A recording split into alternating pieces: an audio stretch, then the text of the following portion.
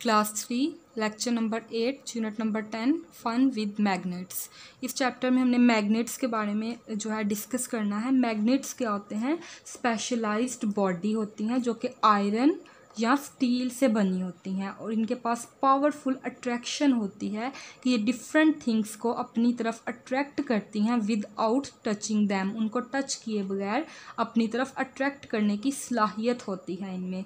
और 2 पोल्स होते हैं मैग्नेट के, नॉर्थ पोल और साउथ पोल।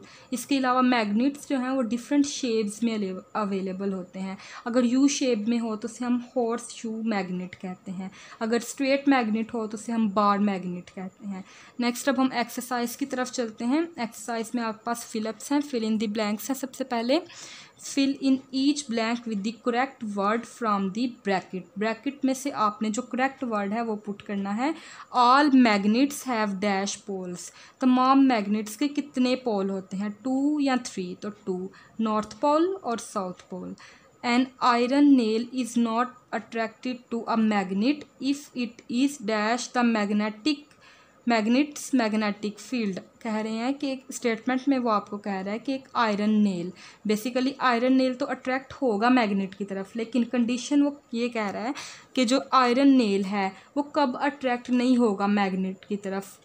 जब वो कहाँ पे होगा? मैग्नेटिक फील्ड के पास होगा या उससे दूर होगा। तो अभी स्टार्ट में मैंने आपको बताया कि वही चीज़ें मैग्नेटिक को अट्रैक्ट होती हैं जो कि मैग्नेटिक फील्ड के अंदर आती हैं। तो आयरन नेल जो कि अट्रैक्ट नहीं होगा, क्यों नहीं होगा? क्योंकि वो फा है, दूर है मैग्नेटिक फील्ड से। अगर वो दूर है तो वो अट्रैक्ट नहीं होगा। अगर वो नज़दीक है, मैग्नेटिक फील्ड के अंदर है, देन वो अट्रैक्ट होगा मैग्नेटिक की तरफ।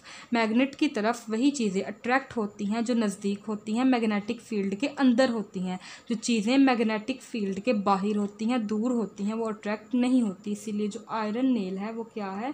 Not attracted to a magnet if it is, अगर वो far from the magnets magnetic field, अगर वो मैग्नेट की मैग्नेटिक फील्ड से दूर होगा तो वो अट्रैक्ट नहीं होगा।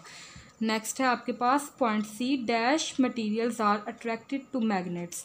मैग्नेट्स की तरफ कौन सी चीज़ें अट्रैक्ट करती हैं? तमाम या सम थिंग्स अट्रैक्ट करती हैं, तमाम चीज़ें अट्रैक्ट नहीं करती। जैसे अगर आप वुड है, लकड़ी है, वो अट्रैक्ट नहीं करेगी। तो चंद चीज़ें, कुछ चीज़ें जो हैं वो अट्रैक्ट करती हैं, कुछ नहीं करती।